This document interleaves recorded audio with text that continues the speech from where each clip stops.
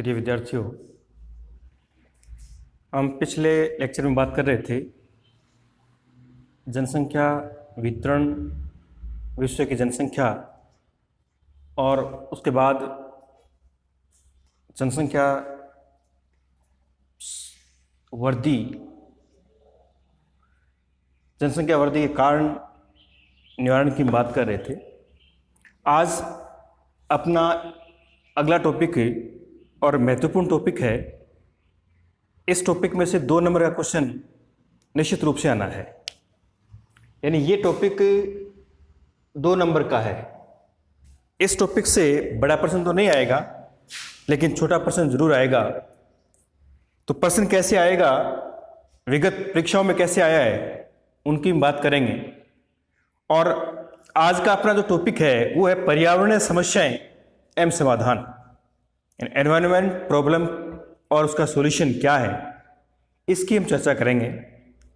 देखिए, सबसे पहले बात आती है कि पर्यावरण क्या है, एनवायरनमेंट क्या है और एनवायरनमेंट को लेकर कौन कौन से सम्मेलन आयोजित हुए हैं, पर्यावरण प्रदूषित क्यों हो रहा है, पर्यावरण प्रदूषण के कारण कौन कौन से हैं और प्रदूषण के नियंत्रण हेतु उपाय कौन कौन से हैं और विश्व स्तर पर कौन कौन से उपाय किए गए हैं, कौन कौन सी संस्थाएं, कौन कौन से संगठन विश्व स्तर पर पर्यावरण की रक्षा हेतु प्रयास कर रहे हैं, उनकी हम चर्चा करेंगे।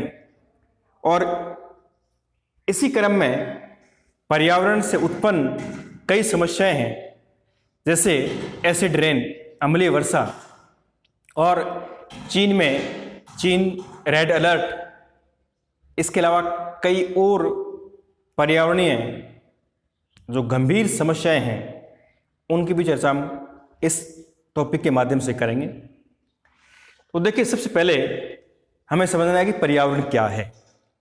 देखिए, पर्यावरण इन एनवायरनमेंट, पर्यावरण के बारे में हम 6ठी क्लास से पढ़ते आ रहे हैं कि एनवायरनमेंट क्या है।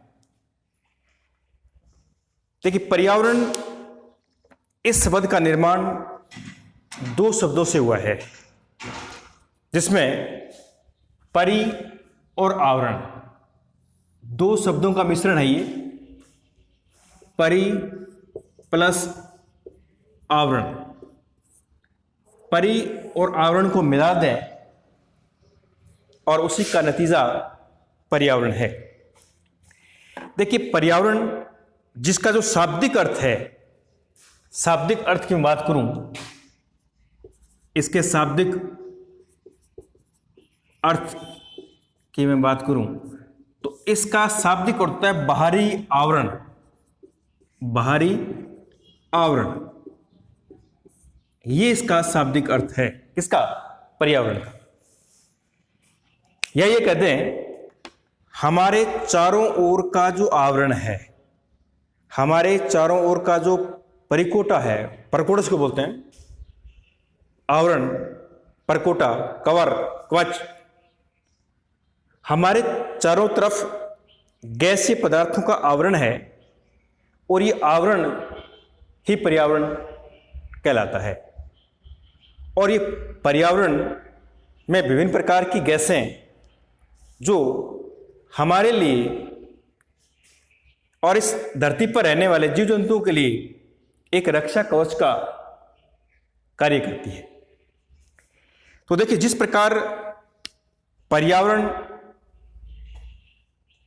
को लेकर कुछ महत्वपूर्ण मुद्दे सामने आए हैं और आज के इस आधुनिक युग में, इस औद्योगिक युग में पर्यावरण को बचाना अति आवश्यक हो गया है। देखिए, जीव जिस पर्यावरण या परिस्थितियों में रहता है उसे पर्यावरण कहते हैं। यानी कोई भी जीव जिस पर्यावरण या परिस्थिति में रहता है वो पर्यावरण कहलाता है। जीव प्रत्यक्ष रूप से पर्यावरण को प्रभावित करता है और पर्यावरण भी जीव को प्रत्यक्ष रूप से प्रभावित करता है। यानी जीव को पर्यावरण प्रभावित करता है और पर्यावरण को जीव प्रभावित करता है। पर्यावरण किसी एक तत्व का नाम न होकर के उन समस्त दशाओं का या तत्वों का योग है जो मानव विकास को प्रत्यक्ष या अप्रत्यक्ष रूप से प्रभावित करता है। यानी पर्यावरण कोई एक तत्व नहीं है, बल्कि उन सभी वायुमंडलीय कंडीशन, वायुमंडलीय दशाओं का योग है जो मानव जीवन के विकास को प्रत्यक्ष या अप्रत्यक्ष रूप से प्रभावित करता है। अब वर्तमान संदर्भ में बात करें तो पर्यावरणीय समस्या क्या है? पर्यावरणीय समस्या क्या हुई है? देखिए, आज पर्यावरण को लेकर पूरा विश्व चिंतित है और वर्तमान समय में मानव को जिन पर्यावरणीय समस्याओं का सामना करना पड़ रहा है उनमें पर्यावरण प्रदूषण, अम्लीय वर्षा, ओजोन परत का क्षरण और ग्रीन हाउस प्रभाव, ये प्रमुख हैं। यानी कौन कौन सी पर्यावरणीय समस्याएं हैं आज के हिसाब से हम देखें तो देखिए, इसमें सबसे पहले बात करें तो पर्यावरण प्रदूषण। पर्यावरण प्रदूषण की बात करूं मैं, चाहे मैं जल प्रदूषण की बात करूं, ध्वनि प्रदूषण की बात करूं और चाहे मृदा प्रदूषण की बात करें, ये सारे प्रदूषण कई प्रकार हैं। तो पर्यावरण प्रदूषण, अम्लीय वर्षा,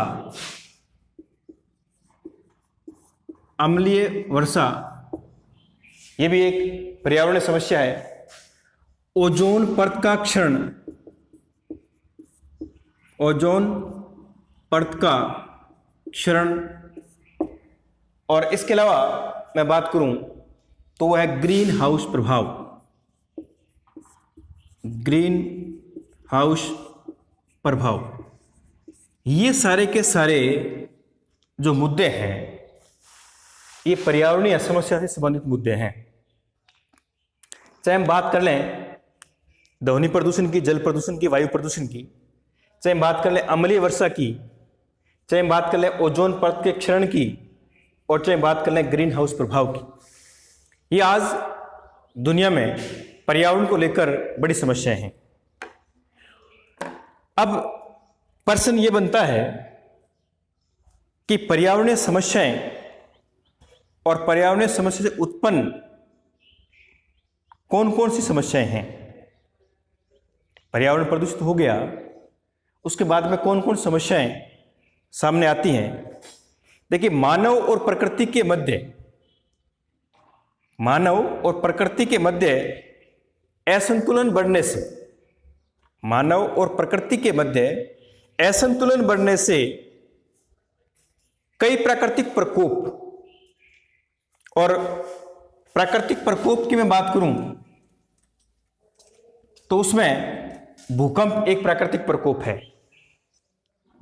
अगर बात करें अतिवृष्टि की तो अतिवृष्टि प्राकृतिक प्रकोप है, अनावृष्टि प्राकृतिक प्रकोप है, सूखा, ये सारे के सारे एक तरह से प्राकृतिक प्रकोप हैं। और ये प्राकृतिक प्रकोप क्यों होते हैं? जैसे हमने पाठ के शुरू में अपने इस विषय के स्टार्टिंग में बात की थी कि हम बात कर रहे हैं मानव भूगोल की, और इसमें मानव और प्रकृति दो का मिश्रण होता है। तो मानव ने जब जब प्रकृति के साथ छेड़छाड़ की है तो उस समय मनुष्य को भारी हानि उठानी पड़ी है। और ये जो प्राकृतिक प्रकोप, चाहे हम भूकंप की बात कर लें, अतिवृष्टि की बात कर लें, अनावृष्टि की बात कर लें, सूखा की बात कर लें, ये सारी की सारी प्राकृतिक प्रकोप, आपदाएं हैं। अब प्रश्न ये बनेगा कि प्रदूषण, जो अंग्रेजी का वर्ड है पॉल्यूशन, उसका अनुवाद है, और मूल रूप से ये लैटिन भाषा के पोल्यूट से बना है, जिसका अर्थ होता है दूषित करना। यानी पर्यावरण, अंग्रेजी वर्ड की बात करूं तो इसको बोलते हैं क्या? पोल्यूशन। पोल्यूशन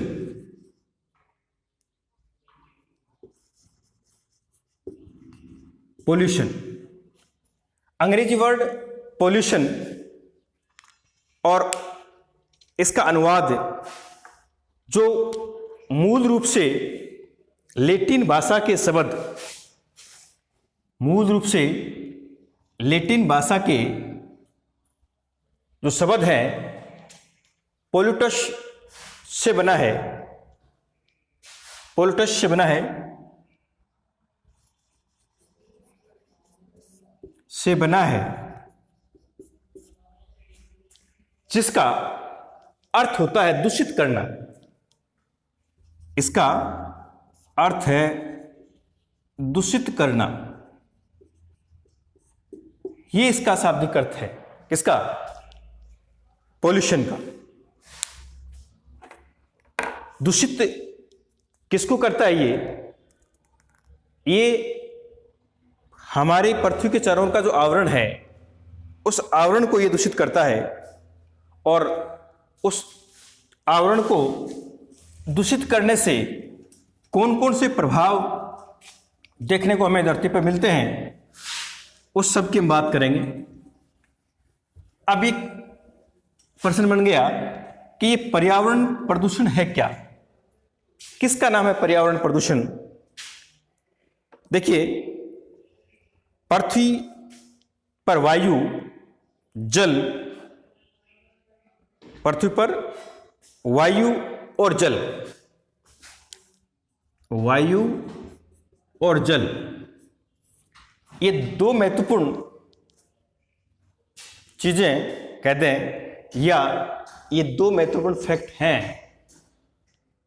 और पृथ्वी के साथ वायु, जल और पृथ्वी के साथ भौतिक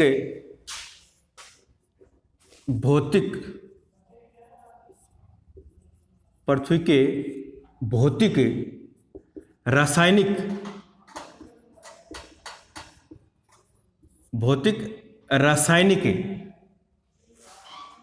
व जैविक गुणों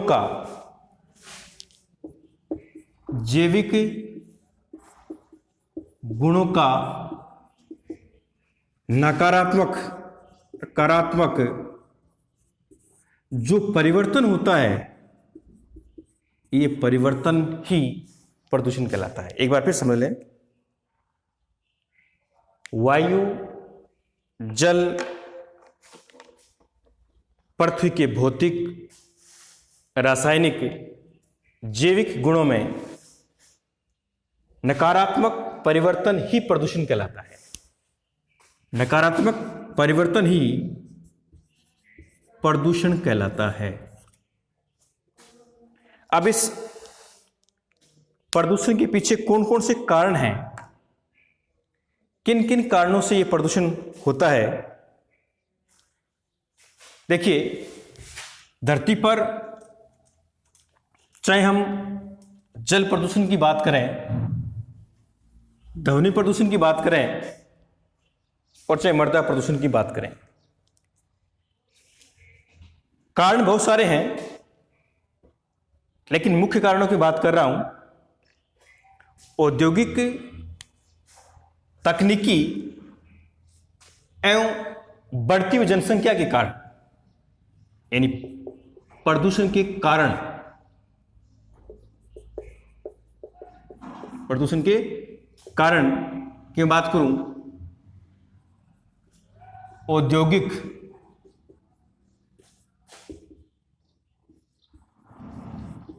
तकनीकी विकास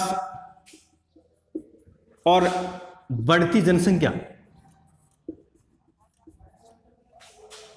औद्योगिक, तकनीकी विकास और बढ़ती जनसंख्या की मांग को पूरा करने के लिए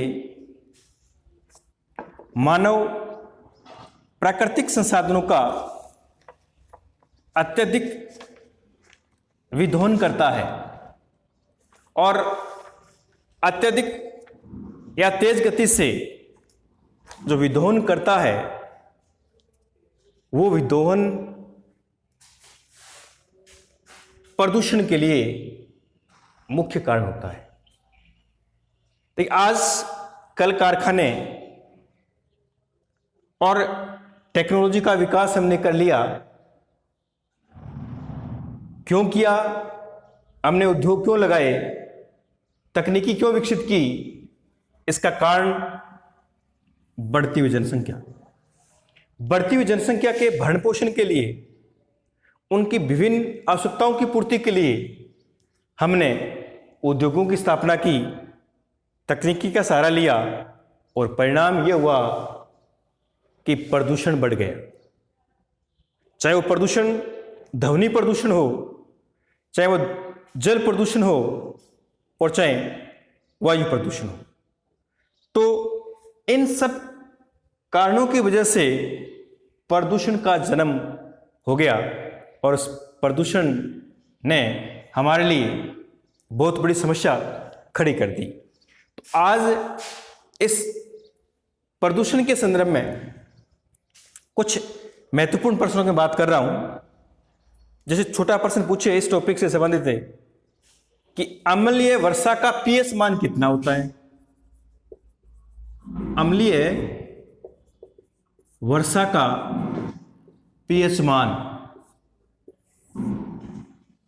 अम्लीय वर्षा क्या है ये भी कुछ पढ़ेंगे, लेकिन पिछले पेपरों में जो प्रश्न आए हैं उनकी बात कर रहा हूं कि अम्लीय वर्षा का पीएच मान कितना है। फिर पूछ ले अम्लीय वर्षा का सूत्र बताइए, फॉर्मूला क्या है। और देखिए कि पराबैंगनी किरणों को रोकने के लिए, पराबैंगनी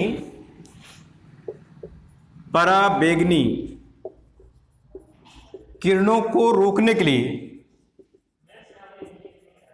के लिए कौन सा मंडल उपयुक्त है?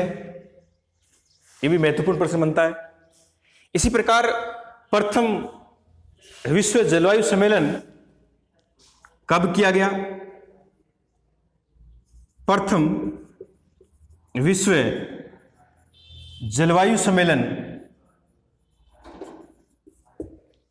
और सम्मेलन कहां किया गया? फिर विश्व जैव विविधता दिवस कब मनाते हैं? और द्वितीय विश्व शिखर सम्मेलन का आयोजन कब किया गया? या फिर पृथ्वी शिखर सम्मेलन का आयोजन कब और किस स्थान पर हुआ? तो ये सारे प्रश्न इस टॉपिक से जुड़े हुए हैं। तो देखिए, सबसे पहले बात कर रहा हूं अम्लीय वर्षा का पीएच मान कितना है। यह प्रश्न पूछा गया है। तो अम्लीय वर्षा का जो पीएच मान होता है वो 5 से लेकर के, अम्लीय वर्षा का पीएच मान 5 से लेकर के 2.5 तक होता है। यह अम्लीय वर्षा का पीएच मान है।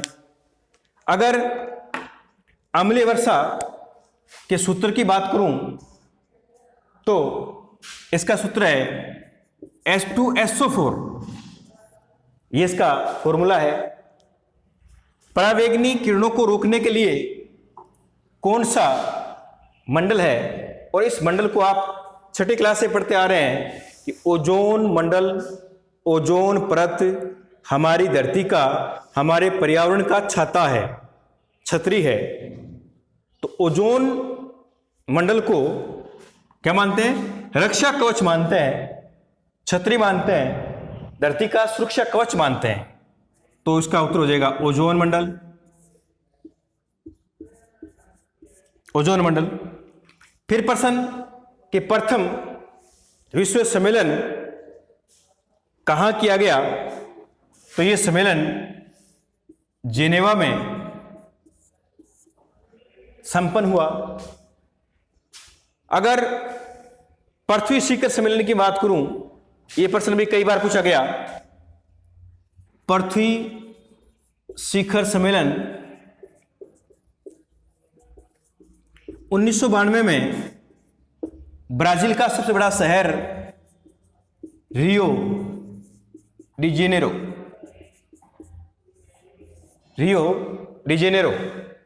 जिसको रियो डी जेनेरियो भी बोलते हैं। तो इस प्रकार के कुछ महत्वपूर्ण प्रश्न इस टॉपिक से जुड़े हुए हैं। अब मैं बात करूंगा अम्लीय वर्षा क्या है और अम्लीय वर्षा के कारण कौन कौन से हैं, यानी ये एसिड रेन क्या है।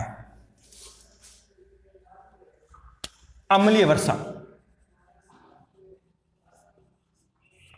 अम्लीय वर्षा होने का कारण क्या है?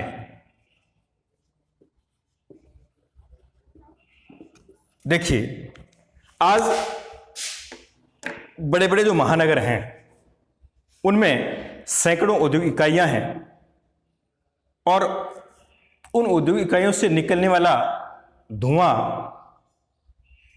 और उस धुएं में चाहे कार्बन डाइऑक्साइड हो, चाहे सल्फर डाइऑक्साइड हो, चाहे नाइट्रिक ऑक्साइड हो, वो जो पर्यावरण में, वातावरण में मिलते हैं तो निश्चित रूप से प्रदूषण को जन्म देते हैं, और एक कवच के रूप में इन जहरीली गैसों का आवरण बन जाता है, और जब वो धरती पर पहुंचता है एक तरह से एसिड रेन का रूप ले लेता है। तो इस बात को समझना कि अम्लीय वर्षा क्या है, इंपॉर्टेंट प्रश्न है।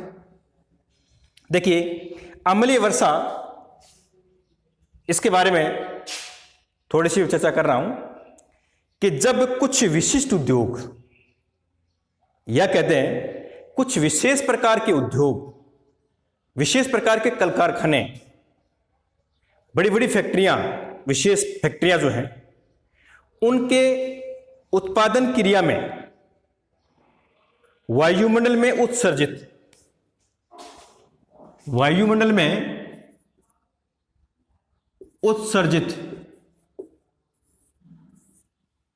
कि बड़ी बड़ी फैक्ट्रियां, विशेष फैक्ट्रियां, और उन फैक्ट्रियों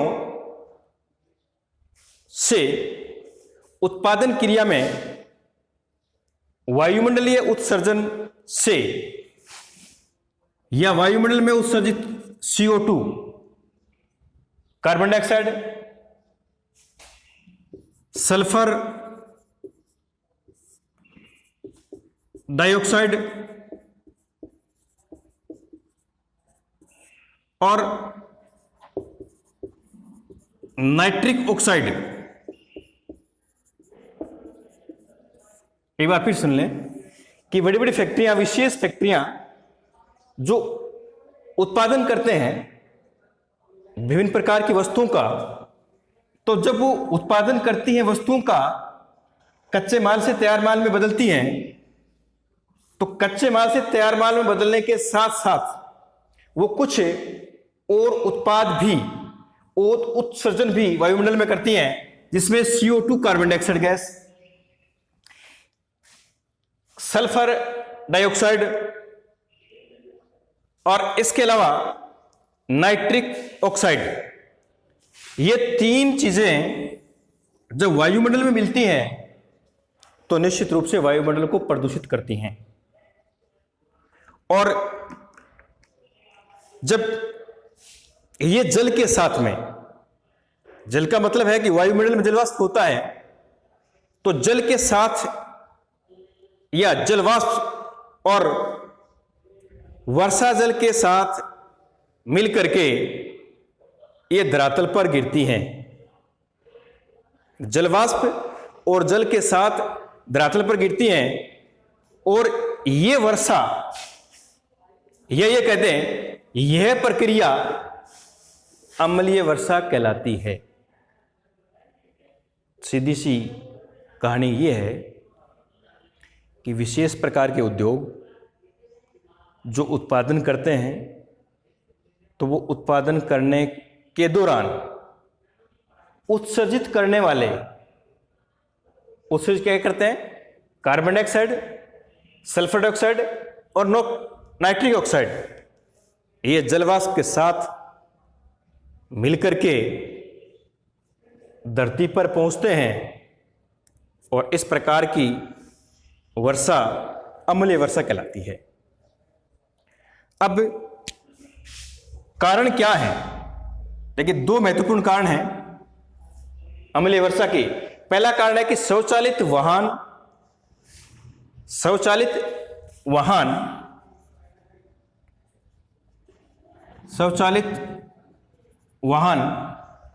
तथा कोयला विद्युत संयंत्रों से, स्वचालित वाहन तथा कोयला विद्युत संयंत्रों से भारी मात्रा में उत्सर्जित होने वाला सल्फर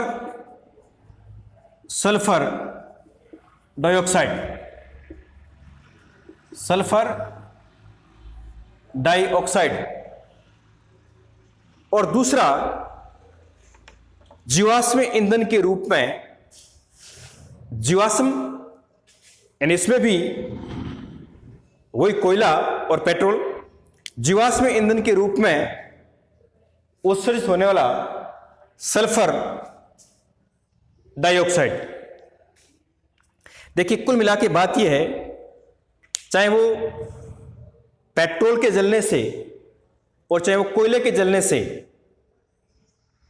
उत्सर्जन के रूप में जब वो सल्फर डाइऑक्साइड वायुमंडल में मिलता है और उस वायुमंडल के मिलने का ही परिणाम होता है अम्लीय वर्षा। अब इस अम्लीय वर्षा के ये दो कारण माने हैं। पहला कारण स्वचालित वाहनों तथा कोयला विद्युत संयंत्रों से भारी मात्रा में उत्सर्जित किए जाने वाले सल्फर डाइऑक्साइड और दूसरा कारण जीवाश्म ईंधन के रूप में दहने से, जलाने से उत्सर्जित होने वाला सल्फर डाइऑक्साइड, ये अम्लीय वर्षा के कारण है। अब थोड़ी सी बात कर लेते हैं कि चीन रेड अलर्ट क्या है। चीन रेड अलर्ट क्या है? देखिए, चीन रेड अलर्ट, देखिए आज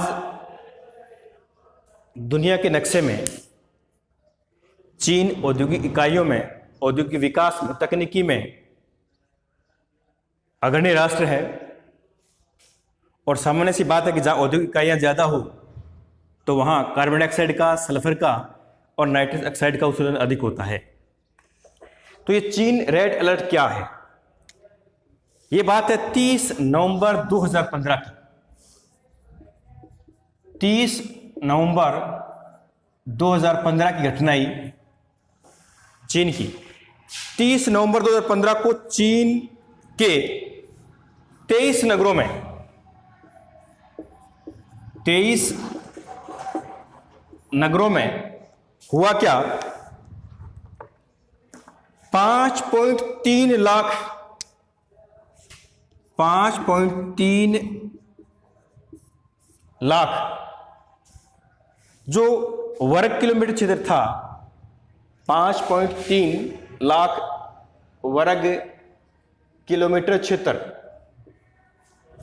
इस क्षेत्र में गहरे धुएं की एक चादर सदृश रचना बन गई। यानी 23 नगर धुएं से लिपट गए। और जब चीन प्रशासन को इस बात का पता चला कि औद्योगिक इकाइयों से ऐसा हुआ, तो उन्होंने रेड अलर्ट जारी कर दिया, और जिसमें जो औद्योगिक इकाइयां थी,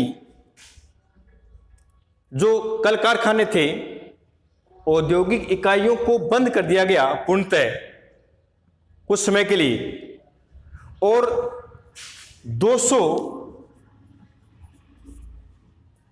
एक्सप्रेस हाईवे को बंद कर दिया गया। तो ये था चीन रेड अलर्ट। एक बार फिर सुन लें, ये घटना क्या है? 30 नवंबर 2015 की चीन के 23 नगरों में 5.3 लाख वर्ग किलोमीटर एरिया धुएं से ढक गया। और इस धुएं के देखते हुए प्रशासन ने चीन में रेड अलर्ट जारी किया, और जितने भी औद्योगिक इकाइयां थी, कल कारखाने, फैक्ट्रियां, उनको बंद कर दिया पूर्णतः कुछ समय के लिए। और 200 से भी अधिक हाईवे जो एक्सप्रेस थे, उनको भी रोक दिया गया, बंद कर दिया गया कुछ समय के लिए। तो ये था चीन में रेड अलर्ट। आज इतनी बात करेंगे। धन्यवाद।